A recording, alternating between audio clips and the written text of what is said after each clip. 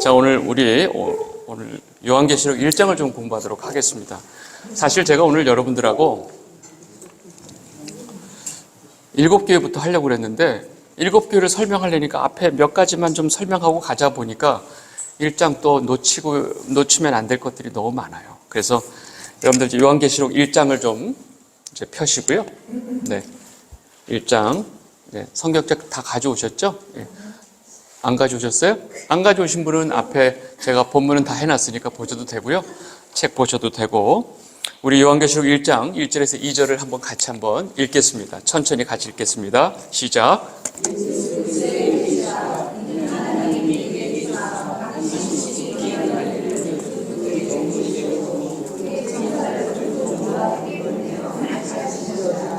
요한은 하나님의 말씀과 예수 그리스도의 증거, 곧 아멘. 요한계시록의 첫 스타트가 뭐냐면 예수 그리스도의 계시라. 예.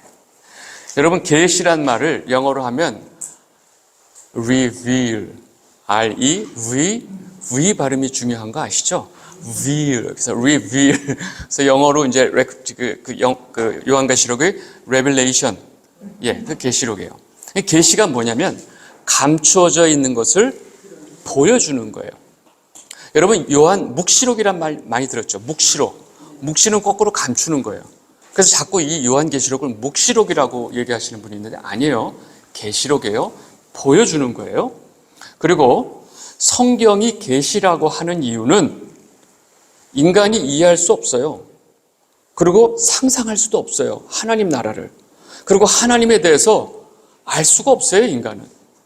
근데 그 하나님의 비밀을 우리가 알 수 있도록 하나님의 비밀을 드러내 보여주기 때문에 성경이 계시가 되는 거죠. 네, 그래서 이 계시가 바로 우리에게 주시는데, 근데 그러면 하나님이 우리가 알 수 있도록 성경을 통해서 계시를 보여주셨어요. 그러면 모든 사람이 성경을 보면 다 하나님을 알 수 있다고 착각하는 거예요. 여기서 문제가 있습니다. 몰라요. 성경을 10번이나 읽었던, 수십 번 읽었던 문학평론가들도 사실은 문학적으로 대단한 문학가들이 성경을 몇십 번 읽어도 하나님을 몰라요. 놀랍죠? 네. 우리는 사실은 교회 다니면서 성경을 10번 이상 읽으신 분들이 찾아보기가 없어요. 저 교회는 10년 다녔는데 성경은 제가 잘 몰라요.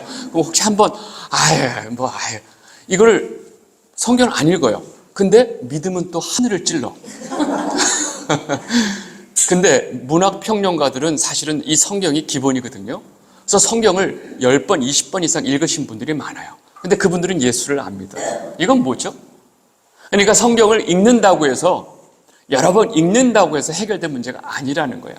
성경은 이 하나님의 계시는 오로지 성령에 의해서만 그 계시가 보이는 거죠. 네. 여러분 좀 비교하기가 좀 그렇지만 여러분 컴퓨터에 무슨 파일을 열려면 어떤 프로그램이 없으면 절대로 그 파일을 열 수가 없어요. 뭔 내용인지 알 수가 없어요. 네. 이런 비유가 적절치 않다는 생각이 드네요. 네, 하여간 무슨 파일을 보려면 프로그램이 있어야 그걸 보이는 것처럼 하나님의 계시 성경이 우리 손에 있지만 이 성경을 통해서 우리가 하나님을 볼 수 있고 하나님의 비밀을 깨닫기 위해서는요, 성령님의 도움 없이는 우리는 불가능하다는 걸 알아야 됩니다. 네. 그리고 하나님의 특별 계시는 성경밖에 없습니다. 제가 이렇게 말하는 이유는 다른 계시는 없다는 거예요. 그죠? 네. 그래서 이 계신 성경은 오로지 하나님, 그 다음에 하나님의 아들 예수 그리스도, 또 이 예수 그리스도가 우리를 위해서 행하신 일들만 적어 놓은 거예요. 네. 그래서 우리는 성경을 통해서 하나님이 누구신지, 또 그분의 아들 예수 그리스도가 우리를 위해서 어떤 일을 하셨는지 이거를 알 수 있는 거예요. 이걸 다른 말로 우리가 복음 이렇게 얘기를 하죠. 그래서 성경은 제가 반복적으로 말씀드리지만 창세기서부터 요한계시록까지 예수 그리스도만을 설명을 하고 있죠. 이 이야기는 제가 제 개인적인 주장을 얘기하는 게 아니고 고린도전서 2장 9절 10절에서 정확하게 이 이야기를 하고 있습니다. 천천히 보이시죠? 같이 한번 천천히 읽겠습니다. 시작. 기록된 바 하나님이 자기를 사랑하는 자들을 위하여 예배하신 모든 것은 눈으로 보지 못하고 귀로도 듣지 못하고 사람의 마음으로도 생각지 못하였다 함과 같으니라. 오직 하나님이 성령으로 이것을 우리에게 보이셨으니 성령은 모든 것 곧 하나님의 깊은 것이라도 통달하시느니라. 아멘. 여러분, 성경이 성경을 정확하게 설명을 해주고 있어요. 다시 말해서 하나님의 그 비밀은 오로지 성령을 통해서만 우리가 알 수 있는 거예요. 그래서 우리가 성령을 받지 않은, 우리는 다 성령을 받았죠. 성령을 받았단 말을 너무 이상하게 생각하지 마시고요. 우리 안에 성령 하나님이 내재하시기 때문에 우리에게 믿음이 있죠. 제가 여러분들 가운데 믿음이 있다는 거, 성령 하나님이 와 계신다는 걸 제가 어떻게 확신할까요? 제가 뭘로 이렇게 다 투시 여기 있어서 다 볼까요? 여러분들이 지금 여기 와 있는 게 정상이 아니라니까? 지금 이 자리에 여기 와 앉아 있는 게 정상이 아니에요. 여러분, 하나님 말씀에 대해서 왜 우리가 궁금증을 가져요? 왜 하나님을 알고 싶어요? 왜 예수 그리스도를 알고 싶냐고요? 우리 안에 성령님이 오셨기 때문에 우리가 하나님을 더 알고 싶은 거예요. 그래서 여기에 오신 분들 다 하나님, 성령 하나님이 계신 줄을 제가 믿습니다. 우리가 분명한 거, 이 구속사에 관련된 하나님의 계시는 예수 그리스도로 완성이 됐습니다. 완성이 됐어요. 제가 왜 이 말씀 드리냐면 우리에게 또 다른 계시가 필요하지 않다는 거예요.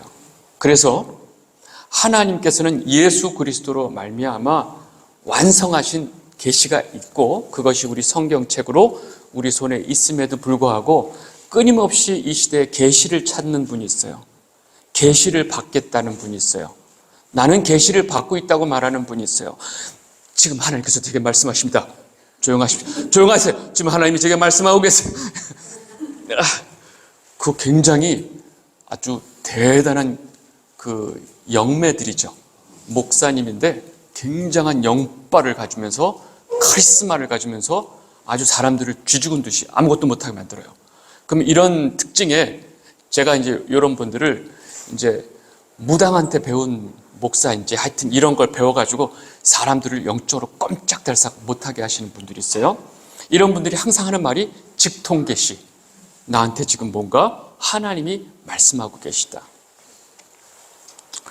여러분, 이런 것들이 벌써 예수 그리스도로 하나님께서 완성하신 계시를 불완전하다고 생각을 하는 거죠. 거기서 이제 문제가 있다고 보시면 됩니다. 자, 그 다음 우리 1장 3절을 보겠습니다. 같이 한번 읽겠습니다. 시작. 이 예언의 말씀을 읽는 자와 듣는 자들과 그 가운데 기록한 것들을 지키는 자들이 복이 있나니 때가 가까움이라. 아멘. 여러분, 지금 이 말씀을 읽는 자, 듣는 자, 또 기록된 것을 지키는 자. 왜 이렇게 구분이 됐을까요? 아니, 우리 읽는 거와 듣는 게 무슨 차이가 있을까? 읽는 거는 목사님이고요. 듣는 거는 설교를 듣는 성도들인가요? 그게 아니고요. 옛날에는 여러분들 지금 성경을 다 가지고 있잖아요. 옛날에는 성경을 가지고 있을 수가 없어요. 왜냐하면 너무 비싸서. 너무 비싸서. 그래서 성경을 일반인들이 가지고 있을 수가 없어요. 귀하고 너무 비싸고. 그래서 성경을 가지고 있는 랍비나 또 어떤 특정한 사람만 성경을 율법책을 회당이나 어디 안에서 꺼내와서 읽어주면 다른 사람은 다 들을 수밖에 없었죠. 그 당시 녹음도 안 되고 녹화도 안 되고 그냥 그 자리에서 듣는 거예요. 그래서 읽는 자와 듣는 자가 구별되어 있습니다. 그리고 기록된 것을 지키는 자. 정확하게 설명을 해뒀죠. 하나님의 말씀을 듣기만 하고 지키지 아니하는 자는 복이 없다. 그래서 이 말씀을 정확하게 얘기를 하는 겁니다. 여러분, 기록된 것을 읽고 들으면 바로 행할 수 있나요? 깨달아야죠. 말씀을 우리가 알고 우리 말씀이 우리 안에 들어와야 되는데 이것이 성령 하나님의 도움이 없이는 불가능하다. 그 말씀을 드리고 있는 겁니다. 그 다음에 이어서 1장 4절 5절 천천히 같이 읽겠습니다. 시작. 요한은 아시아에 있는 7 교회에 편지하노니 이제도 계시고 전에도 계시고 장차 오실 이와 그 보좌 앞에 7 영과 또 충성된 증인으로 죽은 자들 가운데 먼저 나시고 땅의 임금들의 머리가 되신 예수 그리스도로 말미암아 은혜와 평강이 너에게 있기를 원하노라. 아멘. 여러분, 보통 서신서에 보면 기본적으로 편지를 보내는 사람, 편지를 받는 사람을 표시하죠. 그렇게 표시한 다음에 주 하나님 아버지와 예수 그리스도의 은혜와 평강이 너에게 있기를 원하노라 하는 것이 기본적인 서신의 인사 형식이에요. 이게 지금 그 형식을 그대로 따르고 있는데 좀 길죠? 왜 기냐면 지금 요한은 아시아에 있는 일곱 교회에 편지하노니, 편지를 보내는 사람은 요한이고 편지를 받는 사람은 일곱 교회죠. 아시아에 있는 일곱 교회. 그래서 송신자와 수신자가 표시되어 있고, 그 다음에 이제도 계시고 전에도 계시고 장차 오실 그 다음에 일곱 보좌 앞에 있는 일곱 영, 그리고 충성된 증인으로, 좀 길죠? 결국 누구예요? 예수 그리스도로 말미암아. 이렇게 세 분으로 분류한 게 뭐냐면, 처음에 이제도 계시고 전에도 계시고 장차 오실 이분은 성부 하나님 아버지를 지칭합니다. 그리고 보좌 앞에 일곱 영, 이건 성령. 그 다음에 충성된 증인으로 죽은 자들 가운데 먼저 나시고 땅의 임금들의 머리가 되신 예수 그리스도로 말미암아. 하나님 아버지와 성령 하나님과 예수 그리스도로 말미암아 은혜와 평강이 너에게 있기를 원하노라. 그 가장 기본적인 서신의 그 핵심을 그대로 이렇게 표시를 한 겁니다. 요거는 우리가 보통 고린도후서 1장 1절에서 2절 보시면, 제가 읽겠습니다. 보세요. 하나님의 뜻으로 말미암아 그리스도 예수의 사도된 바울과 형제 디모데는 고린도에 있는 하나님의 교회와 또 온 아가야에 있는 모든 성도들에게, 지금 송신자하고 수신자가 명확하게 나오죠.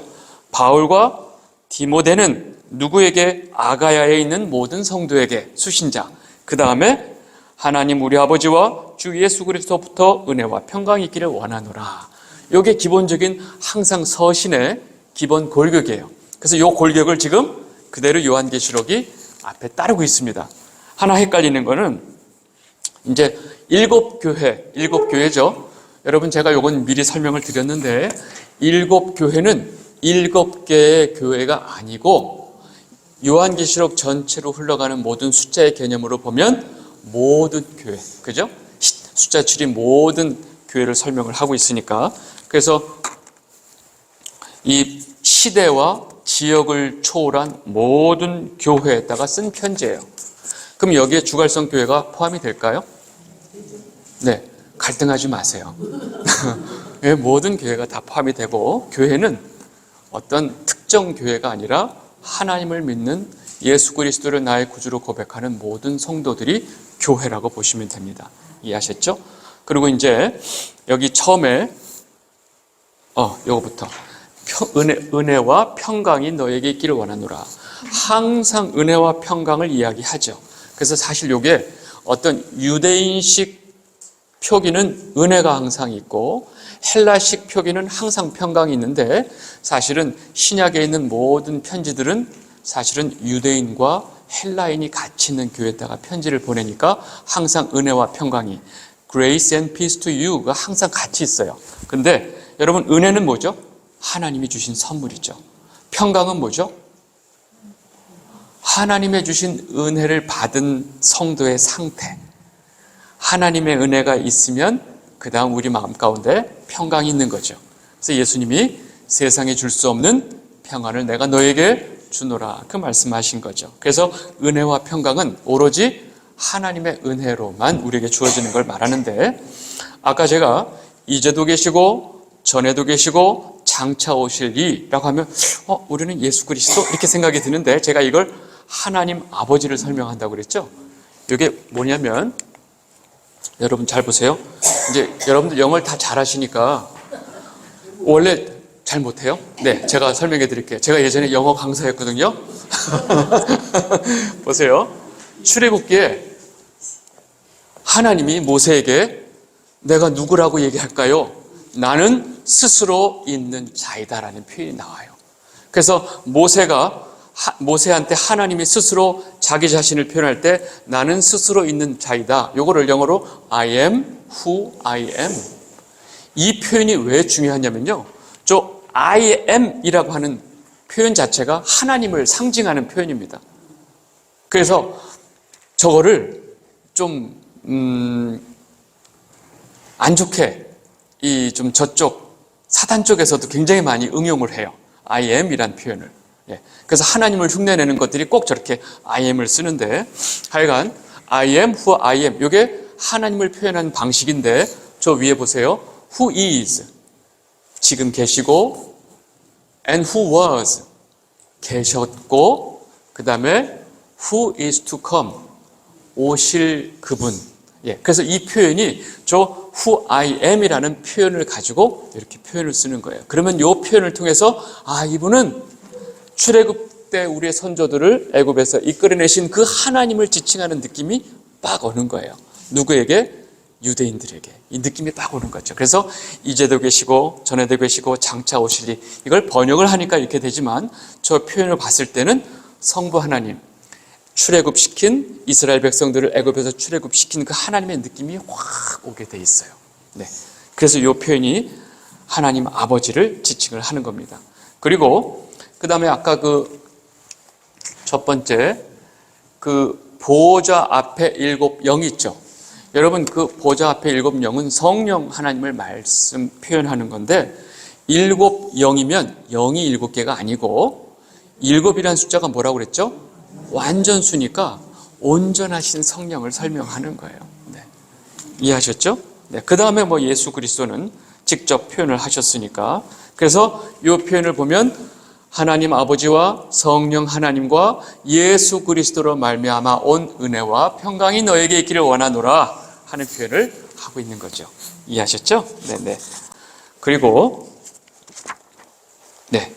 그 다음에 요한계시록 그 다음 5절 6절 좀 같이 보겠습니다.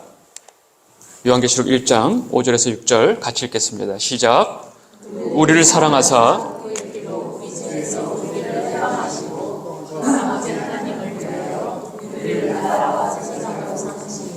그에게 영광과 능력과 세세토록 있기를 원하노라. 아멘. 여러분이 말씀을 잘 보셔야 돼요. 우리를 사랑하사 그의 피로 우리 죄에서 우리를 해방하시고 그 아버지 하나님을 위하여 우리를 나라와 제사장으로 삼으신, 그러니까 우리를 나라와 제사장으로 왜 삼으셨다고요? 누구를 위하여? 아버지 하나님을 위하여. 우리는 나라고 우리는 제사장이에요. 그죠? 너는 택한 족속이요 왕같은 제사장이며, 막 눈물을 흘리면서 그렇게 막 찬양을 하는데 for what? 이게 하나님 아버지를 위해서, 우리를 위해서가 아니고, 이게 너무 이런 사소한 착각을 많이 해요.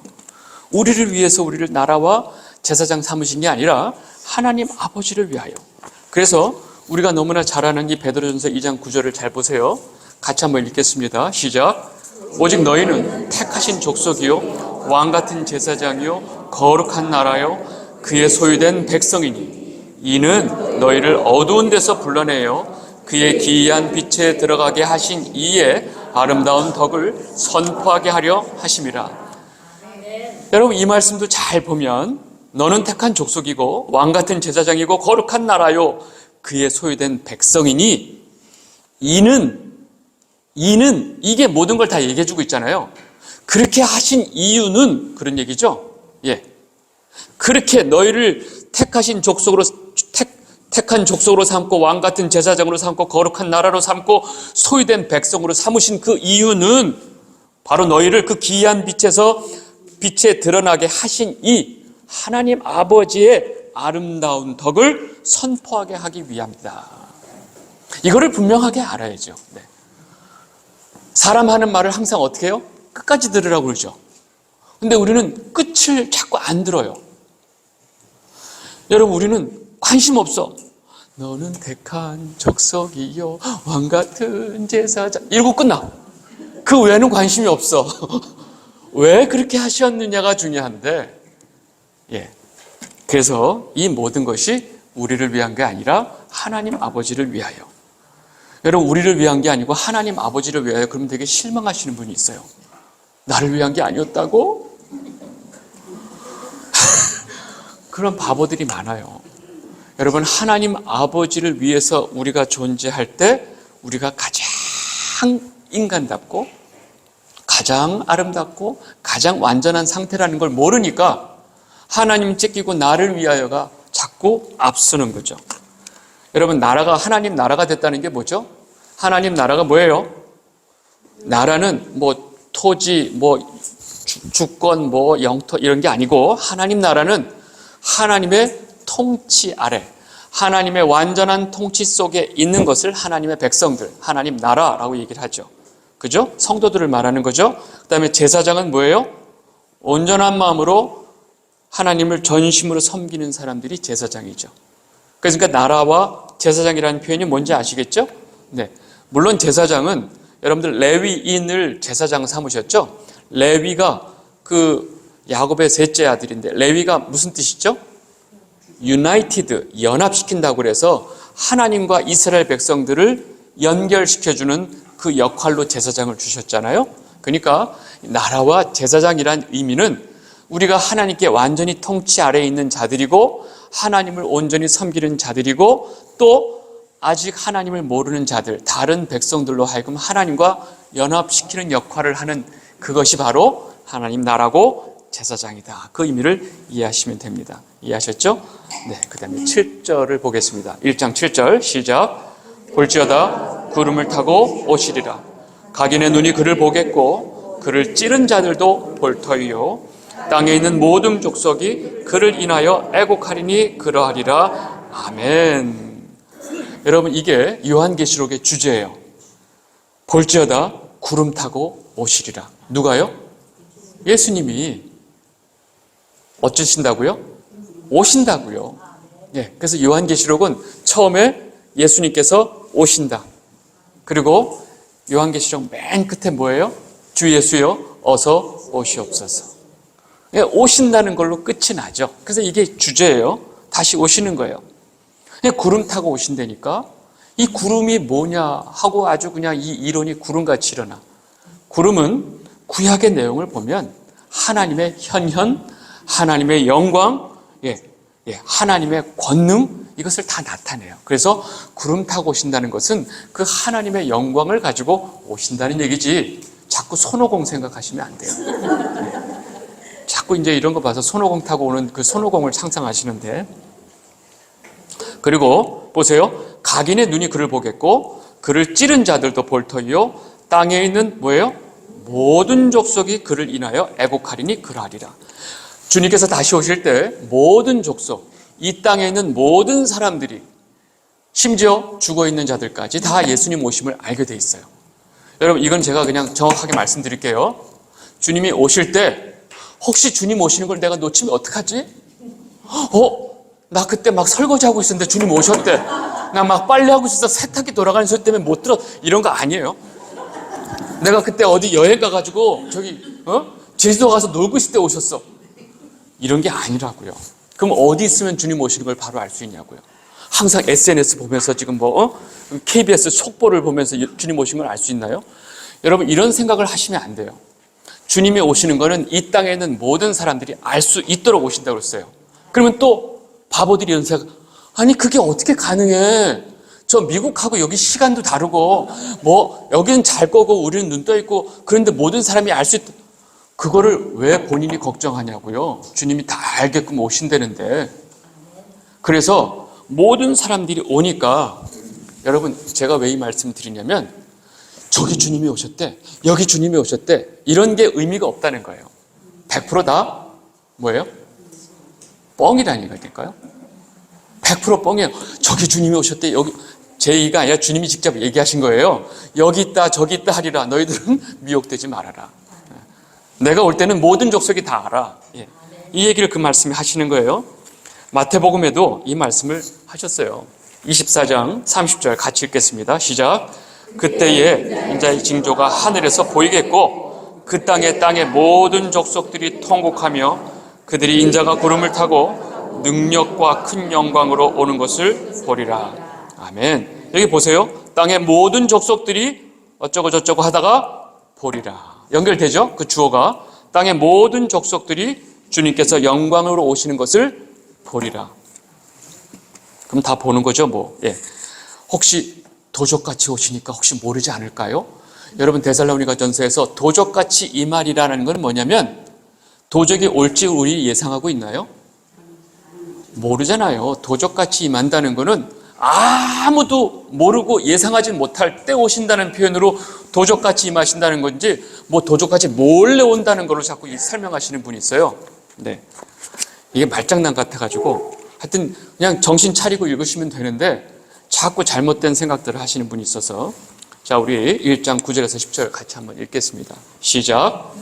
나 요한은 너희 형제요 예수의 환난과 나라와 참음에 동참하는 자라.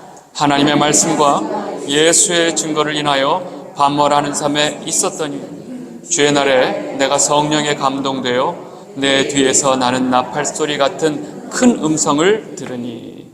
이제 요한이 이제 나 요한은 하고 본인 소개를 하죠. 근데 본인 소개를 하는 내용을 보세요.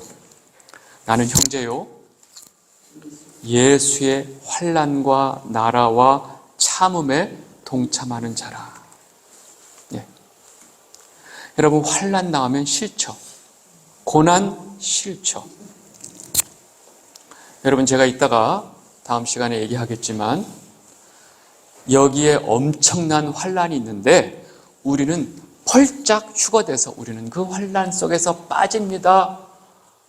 이런 걸 주장하는 사람들이 너무 많은데 사람들이 그걸 너무 좋아해요.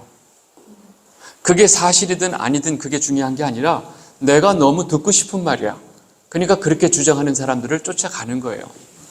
여러분, 성경 어디에도 없는 이야기를 7년 대환란 동안 우리는 딱 공중에서 예수님과 혼인잔치 벌이고 7년 대환란 끝나면 우리는 그때 살짝 내려와서 천년왕국이 이루어집니다.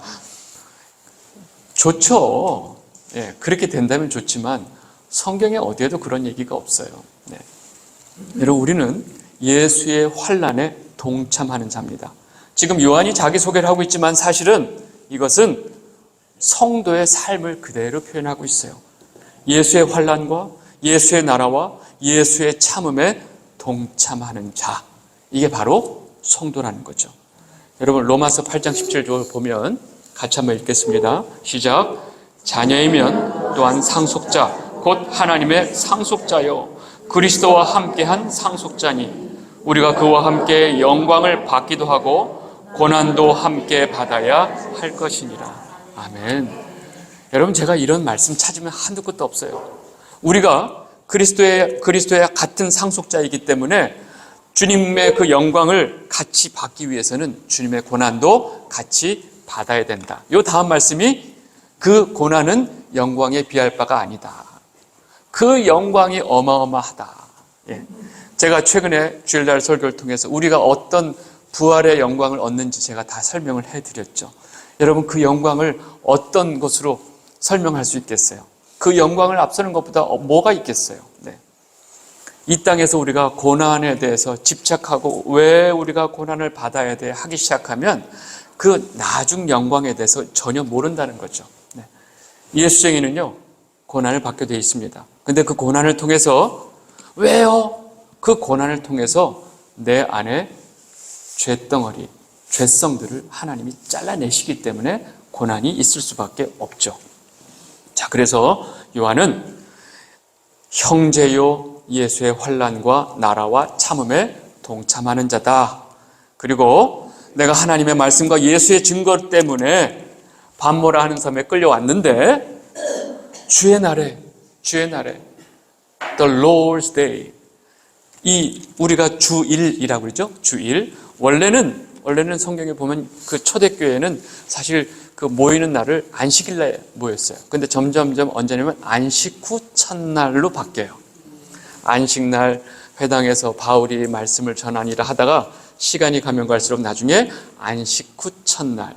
그래서 예전에는 안식의 중심으로 그 습관이 몇 천년이었기 때문에 그날을 지키지만 점점점 예수 부활하신 날이 안식 후 첫날이기 때문에 점점점 안식 후 첫날 모임이 되고 그것이 지금 주일입니다. 예, 그래서 사실 일요일이 안식일이 토요일이니까 일요일이 안식 후 첫날이 되는 거죠. 그 주일날 내가 성령에 감동되어서 내 뒤에 나는 나팔 소리의 큰 음성을 들으니 라고 말을 하는 거죠. 그리고 나서 이제 그 다음부터 얘기를 합니다. 12절, 13절 같이 읽겠습니다. 시작. 몸을 돌이켜 나더러 말하는 음성을 알아보려고 하여 돌이킬 때에 7 금촛대를 보았는데 촛대 사이에 인자 같은 이가 발에 끌리는 옷을 입고 가슴에 금띠를 띠고 이제 네 됐습니다. 이런 표현이 막 나오면 아우 7 금촛대 끌리는 옷 막 이렇게 막 낯선 표현들 막 나오면 요한계시록은 맨날 막 이런 얘기 막 이렇게 정신없어 해요.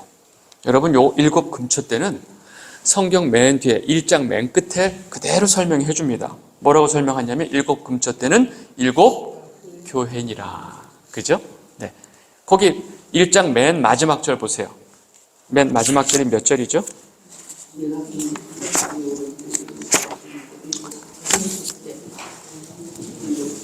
맨 마지막 절 20절 한번 같이 읽겠습니다. 시작. 내가 본 것은 내 오른손에 7별의 비밀과 또 7 금촛대라. 7별은 7 교회 사자요 7 촛대는 7 교회니라.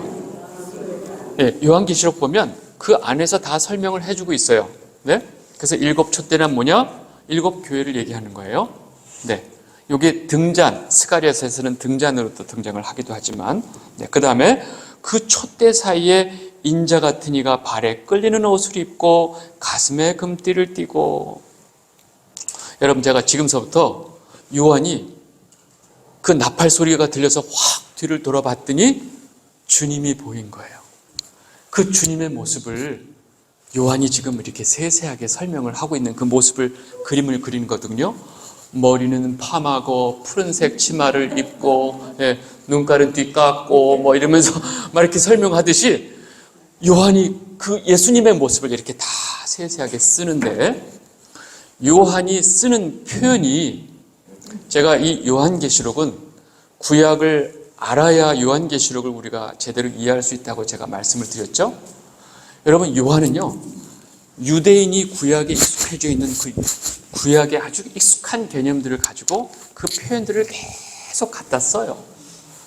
그래서 굉장히 구약의 유대인들에게 익숙한 개념으로 그 개념을 갖다 인용하기 때문에 그 내용 전달이 더 빠른 거죠.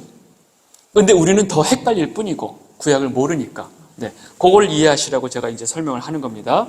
보세요.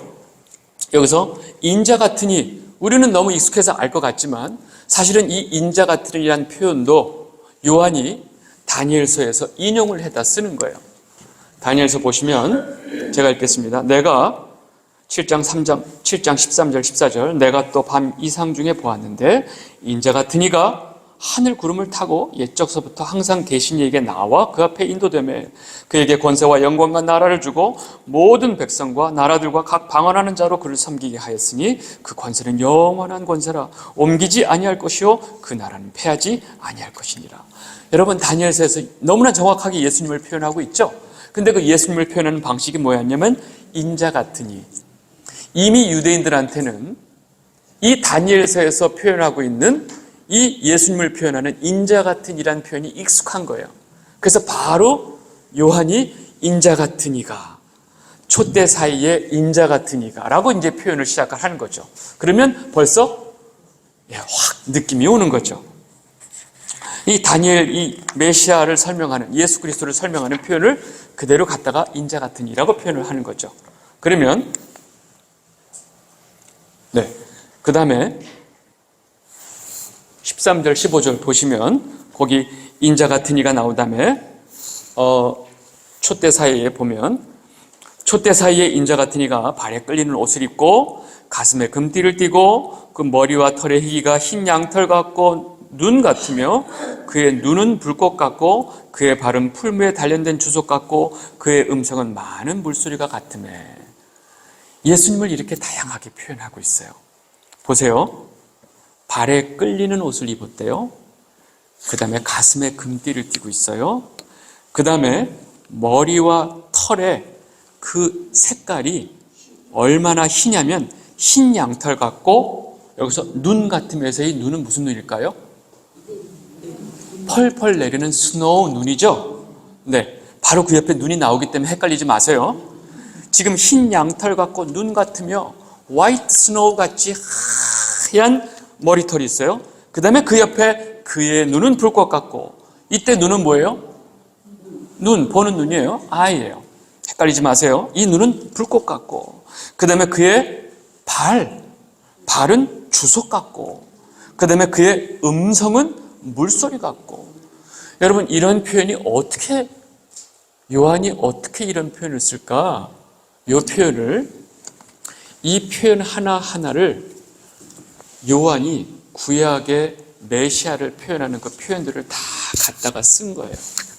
갖다가 쓰면서 지금 자기 눈에 보이는 예수님이 어떤 분인지를 그 인용을 해다가 보여주면서 설명을 하는 방식이에요.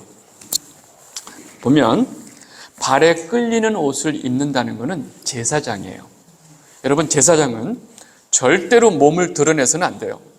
이 더러운 육신을 보여주면서 들어갈 수 없어요. 그래서 제사장은 옷이 다 몸을 가리고 있고 끌리는 옷을 입습니다. 그래서 일단은 이 인자 같으시니 그분이 발에 끌리는 옷을 입었다는 얘기는 제사장의 신분을 말합니다.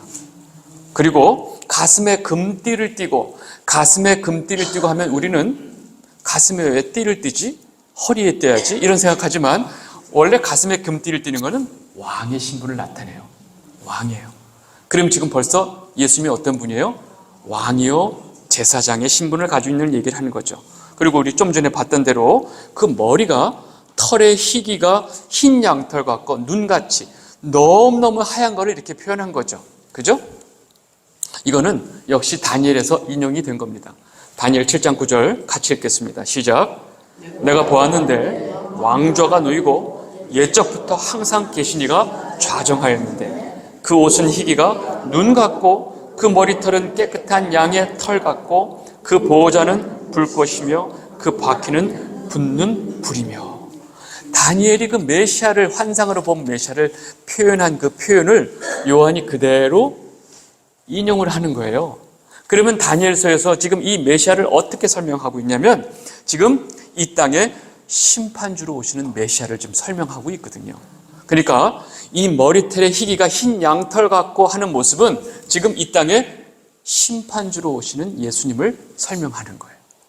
그 모습을 단순히 머리가 이렇게 희다라는 어떤 색깔의 표현이 아니고 이 양털같이 희다라고 하는 표현은 예수님이 지금 심판주의 권위를 가지고 오신다라는 표현을 지금 이렇게 다니엘을 인용해서 이렇게 설명을 하는 거죠. 그리고 또 눈이 불꽃 같고, 여러분 눈이 불꽃 같다는 걸 우리는 자꾸 시각적으로 상상하려고 그래요. 그래서 이 표현을 어떤 화가가 그림을 그려놨는데 눈에서 폭탄 터지듯이 그려놨어.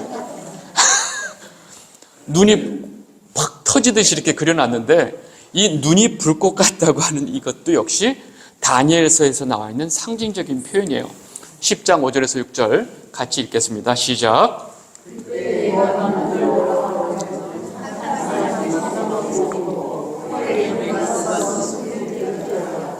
또 그의 몸은 황옥 같고 그의 얼굴은 번갯빛 같고 그의 눈은 횃불 같고 그의 팔은 그의 말소리는 무리의 소리와 같더라. 여러분, 다니엘서에서 예수님을 표현하는 방식이 비슷하지 않아요? 이미 다니엘서에서 이 메시아를 표현하는 방식이 그대로 있었고 지금 요한은 그 모습을 그대로 지금 인용하고 차용하고 있는 거예요. 그래서 여기서 예수님의 눈이 불꽃 같다는 표현이 그대로 나오죠. 눈이 여기서는 뭐예요? 횃불, 불꽃이나 횃불이나. 네. 이게 뭐냐면 역시 이렇게 지금 이 땅에 심판주로 오시는 예수님의 모습을 이렇게 표현을 한 거죠. 그래서 요한계시록 19장에 가면 예수님의 눈을 똑같이 그렇게 표현해요. 제가 읽겠습니다. 19장 11절 12절 보면 또 내가 하늘이 열린 것을 보니 보라 백마와 그것을 탄 자가 있으니 그 이름은 충신과 진실이라. 그가 공의로 심판하며 싸우더라. 그의 눈은 불꽃 같고. 그래서 이 불꽃 같고라고 하는 것은 눈이 이렇게 막 반짝반짝하는 그런 개념이 아니고 이 땅에 심판주로 오시는 예수님을 이렇게 어떤 표현으로 설명을 하고 있다는 거죠. 여러분, 눈이 불꽃 같다는 것은 그 불꽃 같은 눈으로 볼 수 없는 게 없다는 거예요. 다 본다는 거예요. 하나도 빠짐없이 다 관찰하고 이 땅에 있는 모든 죄악들은 하나님께서 다 보시고 심판을 하신다는 거예요. 그러니까 이게 심판주로서 오시는 이 불꽃 같은 눈은 굉장히 무서운 눈이에요. 반대로 그 불꽃 같은 눈으로 우리를 살피고 계신 거예요. 그래서 그 불꽃 같은 눈으로 우리를 살피고 계신다는 건 우리한테 너무나 위안이 되고 우리가 너무나 안전하죠. 여러분들이 어떻게 여러분 자신을 스스로 보호할 수 있어요? 여러분들이 여러분 자녀를 얼만큼 보호할 수 있어요? 못해요. 제가 전에 살던 동네에 어떤 사고가 있었냐면 엄마가 5살짜리 애를 손잡고 걸어가고 있었는데 차가 갑자기 인도를 닥쳐와서 손잡고 있는 애를 쳐서 그 자리에서 애가 즉사했어요. 물론 여러 가지 생각을 할 수 있죠. 엄마가 잽싸게 애를 차가 올 때. 근데 차가 갑자기 오다가 인도로 들이닥치는 거를 누가 예상했겠어요? 하는 순간 그냥 차가 애를 덮친 거죠. 자기 손을 잡고 있는 애를. 그래서 그 애는 즉사했어요. 여러분 요즘 TV에 보면 갑자기 차가 튀어나가가지고 애가 뒤집어져서 갑자기 할머니가 태우고 다 있던 손자가 죽고 누가 그걸 예상할 수 있냐고요. 여러분 부모가 자식을 보호할 수 있다고 생각하면 큰 착각이에요. 부모가 불꽃 같은 눈으로 아이를 지킨다는 표현을 쓸 수도 있지만 아버지의 사랑으로 엄마의 사랑으로 표현을 쓸 수 있지만 아이를 지키는 건 불가능합니다. 왜냐하면 우리 스스로 내 자신도 내가 지키지를 못하거든요. 여러분 그런데 불꽃 같은 눈으로 하나님이 주님께서 우리를 지키고 계신다는 거예요. 여러분 이것처럼 우리에게 안심되는 말씀이 어디 있을까요? 반대로 이걸 뒤집어서 생각을 해봐야 돼요. 여러분들이 무슨 짓을 하던 하나님이 다 보신다는 거예요. 꼼짝마죠. 도망갈 데 없습니다. 네, 그 다음에 아까 발이 풀무에 단련된 주석 같고, 여러분 주석이 노신 거 알죠? 노쇠. 노시라고 하는 개념은 능력, 권위, 주권을 상징하는 단어입니다. 다시 말해서 주님께서 지금 심판주로 오시면서 그 발에 주석 같다라는 표현은 발이 딱딱하겠네 이런 표현이 아니라는 거예요. 예수님께서 이 땅에 심판주로 오시면서 그 심판주로서의 권위와 능력과 주권을 가지고 오신다라는 표현을 하고 있는 거예요. 이해하셨죠? 네. 그래서 이 모든 것을 다 이기고 모든 것을 통치할 수 있는 예수님의 권위를 그 주석 같은 발이 설명을 하고 있는 거예요. 그리고 또 음성은 뭐 같다고 그랬죠? 맑은 물소리 같다고 그랬죠. 여러분 물소리는 에스겔에 그대로 표현이 나옵니다. 에스겔 43장 2절 같이 읽겠습니다. 시작. 이스라엘 하나님의 영광이 동편에서부터 나오는데 하나님의 음성이 맑은 물소리 같고 땅은 그 영광으로 인하여 빛나니. 여러분 에스겔에서 그대로 하나님의 음성이 맑은 물소리 같다고 그래요.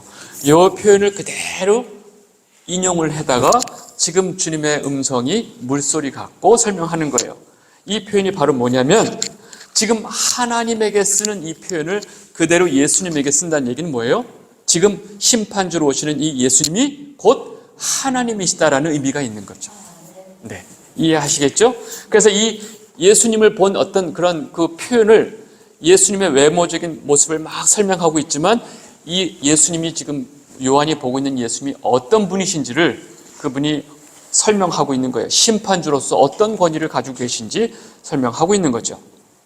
그러고 나서 그런 주님께서 여러분 지금까지 우리가 봤던 예수님의 모습을 우리는 지금 실제로 지금 요한이 설명해 주는 걸 봤는데 그런 예수님이 여러분 우리는 예수님 하면 십자가에 맨날 이렇게 막 쳐져서 피 흘리고 있고 나약한 몸으로 이렇게 막 골고다 언덕에 피 흘리면서 끌려가고 있고 연약하고 이런 그냥 사람들한테 끌려가고 그런 연약한 모습으로 이 땅에 처음 오신 예수님의 모습을 보여주셨어요.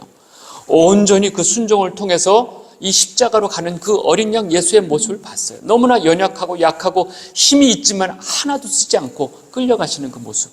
그런데 지금 이 요한이 보고 있는 이 모습을 우리가 한마디로 말하면 연약해 보이는 부분이 1도 없죠. 어마어마한 권능과 어마어마하게 파워풀하고 그냥 아무도 숨도 못 쉴 만큼 강해 보이는 예수님의 모습이 우리에게 보여주는 거죠. 거기다 모든 권위와 주권과 영광을 다 가지고 계신 이 모습을 볼 수 있어요. 그 주님께서 16절 그 다음 얘기하는 거예요. 뭐냐면 그 주님께서 오른손에 7별이 있고 그 입에서는 좌우에 날성검이 나오고 그 얼굴은 해가 힘있게 비치는 것 같더라. 그러니까 뭐 더 이상의 예수님을 표현할 수 있는 방법이 없을 만큼 지금 요한이 예수님을 설명하고 있는 거예요. 여러분 아까 여기 7별은 뭐 말이 많아요. 7별이 뭐냐? 요 뒤에 아까 우리 마지막 보면 7별은 7교회 사자니라 라고 되어 있거든요. 근데 7교회 사자, 그러면 요 사자를 자꾸 그 교회 담임 목사라고 설명을 하시는 분이 많아요. 여러분, 제가 주님의 오른손에 있는 자입니다. 뭐 이렇게 가오 잡으려고 그러는지 성경에 그런 얘기는 얼토당도 안 하고요. 그 성경에 보면 안겔로스라고 돼 있어요. 그래서 그러면 오른손에 주님께서 천사를 놓고 지키신다고? 이것도 말이 안 되잖아요. 그게 아니고 오른손에 7별이라고 하는 것은 완전한 주님의 통제 아래 있다는 의미가 있고 그 교회를 지키고 보호하는 천사를 주님께서 완전히 통제하고 있다는 거예요.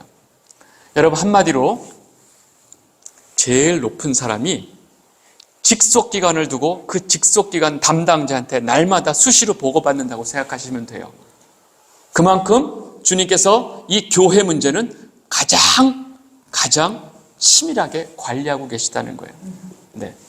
그래서 그 교회를 담당하는 천사로 하여금 주님의 완전한 통제 속에 있다고 하는 표현으로 이해하시면 돼요.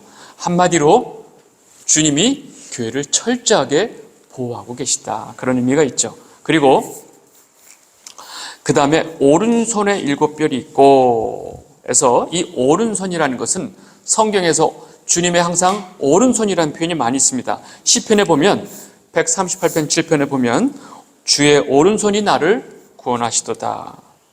또 이사야 41장 10절 우리가 너무나 잘 아는 말씀인데 같이 한번 읽겠습니다. 시작. 두려워 말라. 죄송해요. 시작. 두려워 말라. 내가 너와 함께 함이니라. 놀라지 말라. 나는 내 하나님이 됨이니라. 내가 너를 굳세게 하리라. 참으로 너를 도와주리라. 참으로 나의 의로운 오른손으로 너를 붙들리라. 여기에 계속 오른손이 나오죠. 예. 여러분 오른손이라고 하는 개념 자체가 오른쪽 왼쪽의 개념이 아니고 네, 하나님의 오른손이 어디 있어요?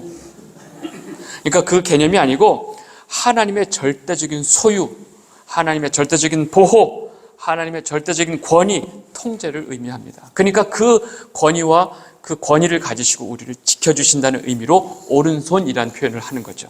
자꾸 이것을 right, left로 이해하시면 안 돼요. 네. 그리고 그 입에 좌우에 날선검, 네, 날선검. 여러분 날선검 하면 딱 뭐가 생각나세요? 검은 여러분 보세요. 칼은 날이 어디 있어요? 한쪽에 있죠. 검은 뭐가 달라요? 날이 양쪽에 있어요. 예. 칼은 한쪽에만 날이 있고 검은 그래서 이렇게도 죽이고 이렇게도 죽일 수 있는 게 검이에요.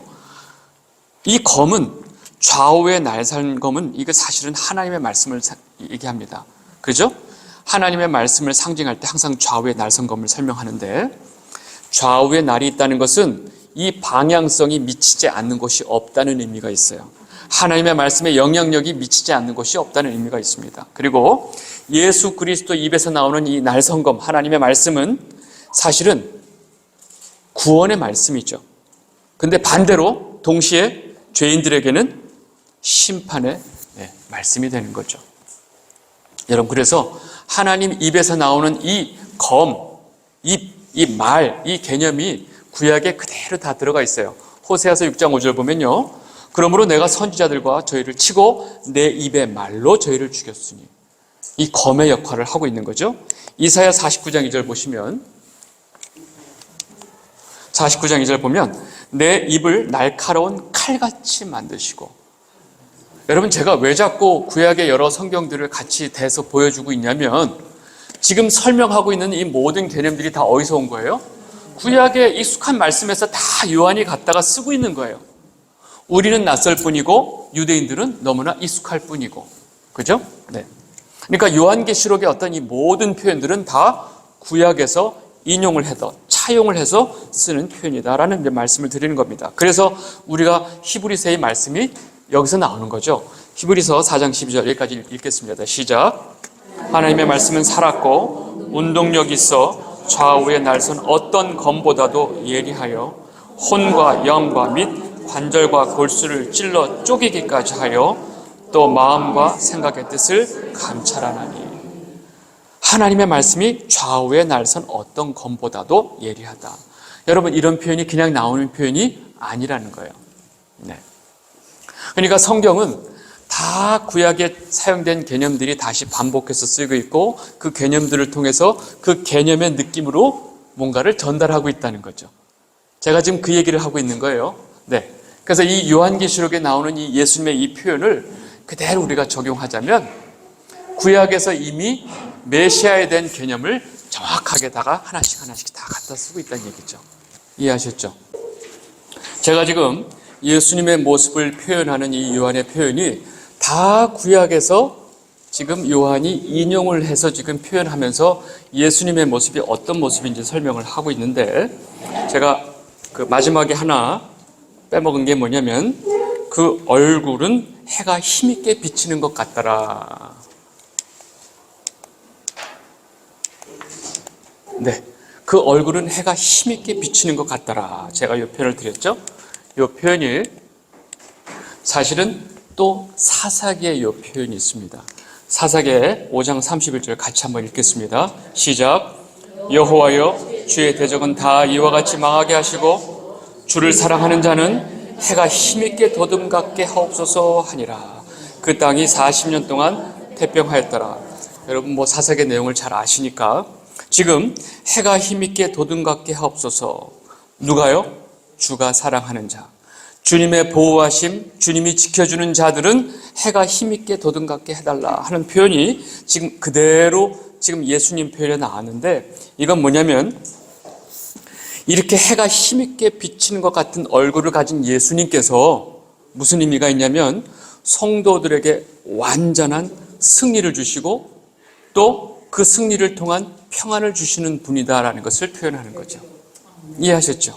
그렇게 이 구약에 사용되는 그 인용하는 표현을 통해서 예수님이 우리에게 무엇을 주시고 예수님이 어떤 분이신 거를 지금 설명하고 있는 거예요. 그래서 요한이 지금 이제까지 제가 설명해 드린 그 예수님의 이 표현을 다 정리를 해보면 그 혹독한 박해 속에 지금 교회들이 너무나 두려워 떨고 있는 거예요. 여러분, 지금 너무나 두려워 떨고 있는 이 교회들에게 지금 이러한 모습의 예수님이 너희를 손에다 쥐고 지키고 있다라고 메시지를 전해주는 거예요. 그리고 그 일곱 촛대 교회를 이 예수님이 인자 같으신 이가 발에 끌리는 옷을 입고 그 촛대 사이를 왔다 갔다 하는 걸 보여주는 거예요. 바로 옆에서 예수님께서 그 교회를 지키고 계신다는 것을 이 교회들에게 설명해 주는 거예요. 여러분, 지금 이 성도들이 이 편지를 아마 이 1장까지 읽고 계속 읽을 수 있었을까? 이런 주님이 우리를 지금 이렇게 지키고 계시다고 그냥 엉엉 울고 그냥 감격에 젖어서 더 이상 편지를 읽지 못했을 수도 있어요. 그러니까 이 예수님의 이 모습이 이들에게 얼마나 위안이 되고 얼마나 힘이 됐을까? 심판주이시고 통치자이시고 왕이시고 제사장이시고 모든 힘과 권능과 주권을 가진 이 예수님께서 지금 너희를 지키고 계신 것을 너희들 알아야 돼. 너희들을 보호하고 계시다는 것을 너희들이 알아야 돼. 그러니까 너희들 지금 상황이 어렵고 핍박이 오고 힘들어도 잘 참고 견뎌 하는 메시지가 이들에게 전해주는 거예요. 여러분, 이게 요한계시록의 첫 번째 메시지인데 요한계시록 하면 무서워 하는 게 말이 되냐고요. 제가 그랬죠. 이 요한계시록의 메시지는 지금 이 현재 삶 속에서 너무나 고난을 겪으면서 핍박 속에 있는 주의 백성들에게 격려를 주고 용기를 주고 이 예수님의 그 사랑을 전달해주는 위로의 편지인데 어쩌자고 그 편지를 무섭게 만들어 버렸냐고요. 네, 그래서 우리 1장의 결론을 우리 한번 천천히 한번 같이 읽겠습니다. 시작. 내가 볼 때에 죽은 자 같이 되매 그가 오른손을 내게 얹고 이르시되 두려워 말라. 나는 처음이요 마지막이니 곧 살아있는 자라. 내가 전에 죽었었노라. 볼지어다 이제 세세토록 살아있어 사망과 음부의 열쇠를 가졌노니 그러므로 시작. 그러므로 내가 본 것과 지금 있는 일과 장차 될 일을 기록하라. 내가 본 것은 내 오른손에 7별의 비밀과 또 7금 촛대라. 7별은 7 교회의 사자요 7 촛대는 7 교회니라. 아멘. 여러분, 요한이 예수님의 제자들 중에서 어떤 제자였죠? 애제자. 예수님이 제일 사랑하는 제자였어요. 그래서 예수의 품에 안겨있는 그 자가 말하기를 하면서 자기를 그렇게 표현해요. 요한복음에 보면. 그러니까 자기가 예수님한테 얼마나 이렇게 사랑받았는지를 사실은 본인도 너무 자랑하고 싶은, 그러니까 예수님한테 가장 친밀하고 동생 같은, 그 예수님이 너무나 사랑했던 제자예요. 나이도 어리죠. 근데 지금 그 요한이, 물론 나이가 들었지만 노년의 이 요한이 그 예수님의 모습을 보면서 얼마나 반가웠겠어요. 근데 지금 반갑기가 무섭게 아니라 그 발 앞에 어떻게 해요? 엎드려져 죽은 자 같이 되네. 이 예수님의 이 위엄이 얼마나 강했고 하나님이시거든요. 그 모습을 보니까 그냥 꼬꾸라진 거예요. 여러분, 구약에 보면 하나님을 대하면 나는 죽었노라부터 입에서 튀어나와요. 왜? 하나님의 영광 속에 이 쇳덩어리가 드러내면 마치 태양빛 앞에 그 지푸라기 같은 모습이기 때문에 하나님의 영광 아래 그냥 보이면 그냥 사람은 그 자리에서 죽는다고 다 알고 있기 때문에 하나님의 영광을 보는 순간 나는 죽었다 그래요. 이사야도 그런 고백을 했고, 이 삼손의 아버지 마노아도 내가 하나님을 왔으니 나는 이제 죽을까 하노라 고백을 했고, 근데 이 요한이 그 하나님의 영광의 모습을 주님을 통해서 본 거예요. 그래서 죽은 자 같이 돼서 숨도 못 쉬고 있으니까 이 예수님이 그 오른손을 내게 얹고 두려워하지 말아라. 나는 처음이요 마지막이니 곧 살아있는 자라. 내가 전에 죽었는 거 나 알지. 그러나 이제 세세토록 살아있어서 음부와 사망과 음부의 열쇠를 가졌다. 여러분, 이 표현 자체가 얼마나 사망과 음부의 열쇠, 요 열쇠 보이지? 이런 게 아니고 그 모든 권한을 주님께서 다 가지고 계시다는 거예요. 그래서 그 뒷부분에, 그래서 지금 네가 이제 본 것, 그리고 지금 있는 일, 장차 될 일을 내가 너에게 보여줄 테니까 잘 기록해라. 네. 제가 이제 요거 오늘 1장 정리를 했으니까 그럼 다음 시간에는 사실 7교회가 굉장히 중요한 내용이 많이 있습니다. 네, 그게 한 번에 끝날지 모르겠지만 하여튼 우리 다음번에는 제가 7교회 그 메시지들이 어떤 메시지들이 담겨 있는지, 여러분 그 7교회 메시지는 지금 우리 모든 교회의 모습을 그대로 다 드러내고 있고, 지금 이 시대에 이 마귀가 교회를 어떻게 공격하는지가 그대로 다 나와 있어요. 그래서 이 7교회의 메시지를 정확하게 이해하면 지금 우리가 어떤 일을 겪고 있고, 또 우리가 어떤 죄를 짓고 있고, 우리가 어떻게 주님 오실 때까지 우리가 무엇을 지키고 해야 되는지를 그 7교회 메시지를 통해서 정확하게 전달을 해 주십니다. 그래서 그거는 우리 다음 시간에 좀 해주면 좋겠고요. 여러분, 이 주님께서 지금 이 순간도 살아 계셔서 우리를 불꽃 같은 눈으로 지키고 계신다는 사실입니다. 아시겠죠?